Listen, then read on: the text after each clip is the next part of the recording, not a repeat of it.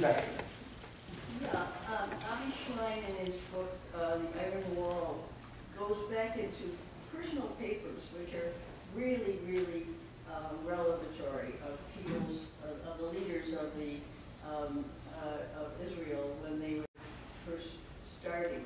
Mm-hmm. They weren't press releases; they were real feelings and beliefs.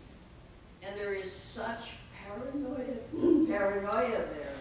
It is endemic. There's one guy who says, "Wait a minute, can't we just, try to get along with these people?" And he's very, very quickly gotten out of the government. So I'm wondering that this paranoia that seems to be so important to the leaders, including Netanyahu, who is, it runs everything that he thinks about and does, and his policies. How can we possibly deal with that kind of nuttiness? I mean, it's nuttiness, but it's there, and it comes from a long, long history of being of the Jews being persecuted, of course. So, but it doesn't work now. Yeah, but now it's fully ingrained in the power structure, and that ideology and those beliefs and that basic sensibility is what the power needs to preserve it in order to stay in power. I mean, we've seen that. People start to believe it as well. I mean, I think Netanyahu probably does believe at this point things which may not even make sense anymore, but he has to believe it because he is in power. Which is why, and people are free to disagree or to add to this, I think that it's only when we change the rules and their power depends on, I mean, the clerk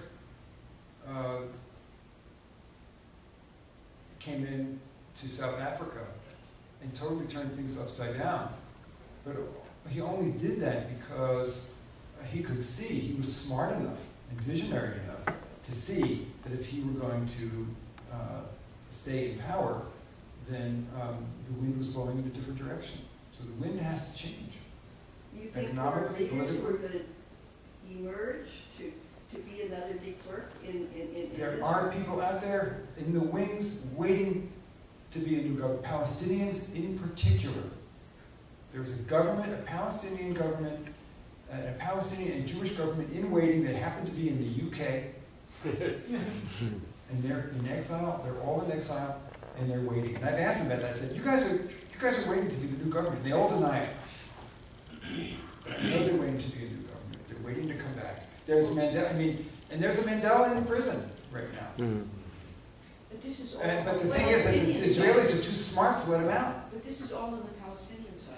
On the Israeli side, from what I understand, there is no incentive or motivation. I mean, I think I agree that there's some, little bit of guilt occasionally, but I mean, Israel has a very strong economy. Israel has the strongest military in the area, and why should they change? There shouldn't. At this point, there's no motivation to change.